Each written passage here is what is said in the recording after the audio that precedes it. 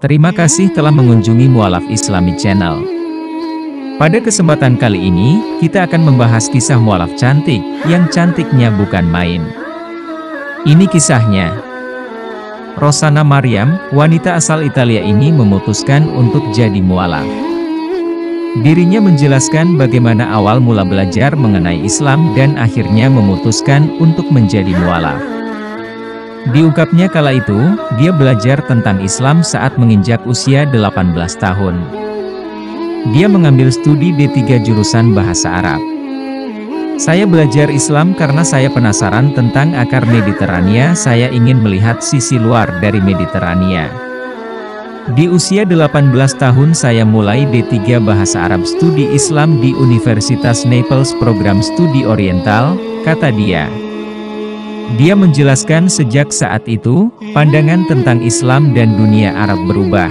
Terlebih setelah berkenalan dengan seorang muslim, hubungannya dengan kaum muslimin sangat mengubah tanggapannya terhadap Islam.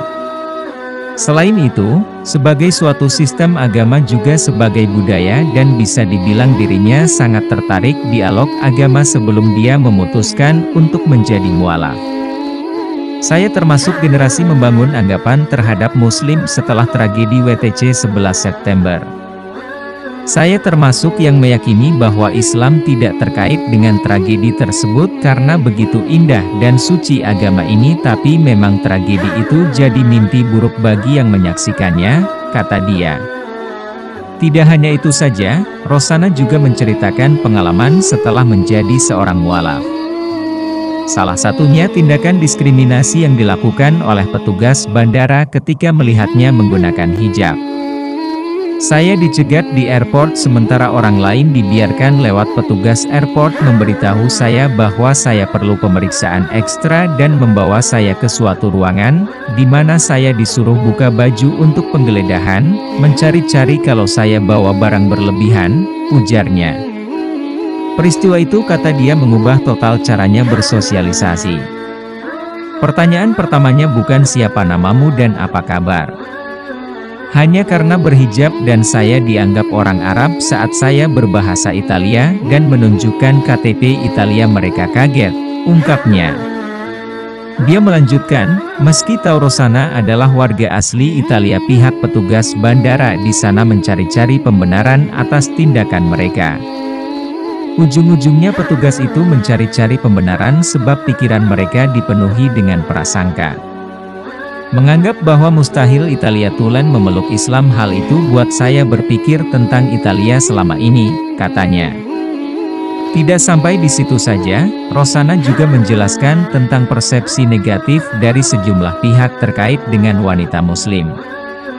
Yang mana tidak sedikit dari mereka yang beranggapan bahwa wanita muslim tidak diperbolehkan sekolah, bekerja dan harus tunduk pada suami, saudara laki-laki dan ayah mereka. Agama Islam tak mengatakan hal demikian, tapi itu adalah perkataan dan penafsiran manusia saja. Agama memang bisa dijadikan sebagai alat penindasan dan ketidakadilan, tapi tak berlaku untuk Islam saja, agama lain pun bisa, apapun bisa dijadikan alat penindasan dan ketidakadilan, ujarnya. Kita harus berhati-hati sebab masing-masing kita bertanggung jawab dalam permasalahan ini.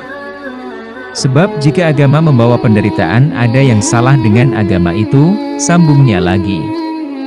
Selain itu, Mariana juga mengungkapkan pandangannya hubungan feminisme dan agama Islam. Dia menjelaskan bahwa membanding feminisme dan agama Islam baginya sudah bermasalah. Sebab Islam adalah hal yang menyangkut keimanan.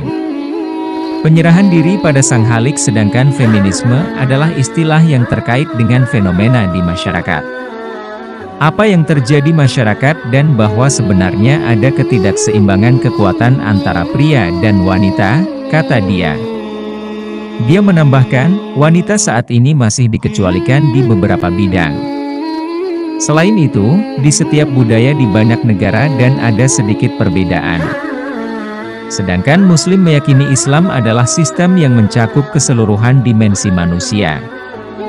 Secara pribadi saya tertarik dengan pemikiran ini dan yang terpenting ada menilainya dengan cara yang benar dan sebagai muslim dalam menyikapi feminisme ini tentu saya memakai cara yang sesuai Islam. Yang saya tekankan adalah untuk selalu membuka pintu diskusi, tegasnya. Dia juga menjelaskan, masih banyak hal yang harus dibenahi yang jadi alasan muslim sedikit berjarak dengan feminisme di Italia dan umat muslim merasa disalahpahami.